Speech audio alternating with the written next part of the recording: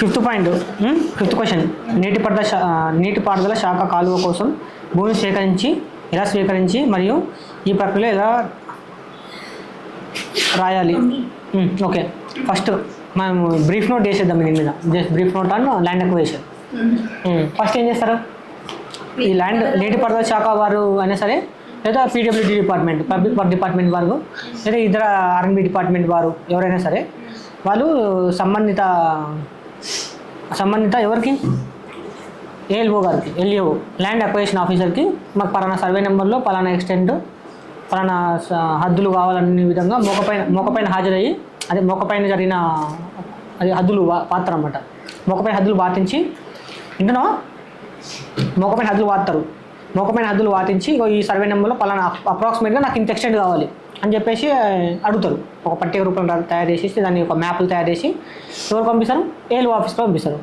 ఎల్ఏఓ officer, PW department వారు కానీ, అంటే పబ్లిక్ వర్క్ డిపార్ట్మెంట్ వారు, లేదా ఇరిగేషన్ డిపార్ట్మెంట్, లేదా ఆర్ఎండ్బి డిపార్ట్మెంట్, ఇట్లా సపరేట్ డిపార్ట్మెంట్స్ ఉంటాయి కదా, ఆ డిపార్ట్మెంట్ వారు మోకపైన హద్దులు పాటిస్తారు. అంటే నాకు ఈ సర్వే నెంబర్లో ఈ ల్యాండ్ అనేది నాకు కావాలని చెప్పేసి పాతారు.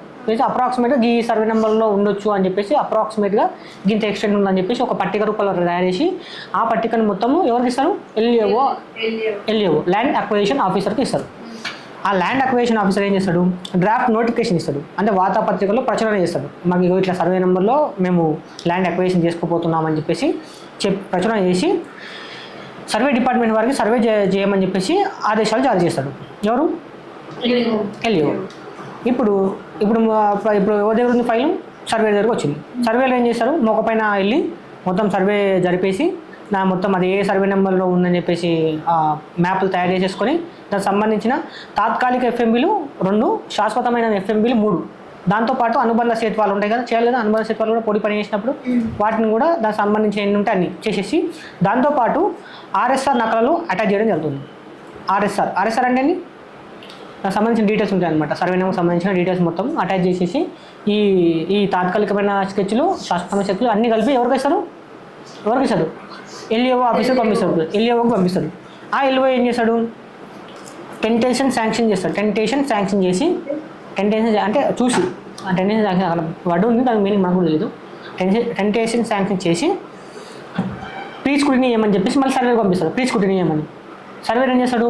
దాన్ని ప్రీ స్క్రూటినీ చేసి దానికి చెక్ మెమోరాండం అటాచ్ చేస్తాడు. చెక్ మెమోరాండం అటాచ్ చేసి మళ్ళీ ఏఎల్ఓగా పంపిస్తాడు.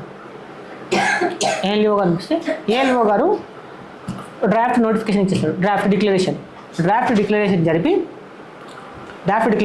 అవార్డ్ స్టేజ్, అంటే రైతులకు నష్టపరిహారం చెల్లించే విధంగా చూస్తాడు. నష్టపరిహారం చెల్లించిన తర్వాత దానిని మండల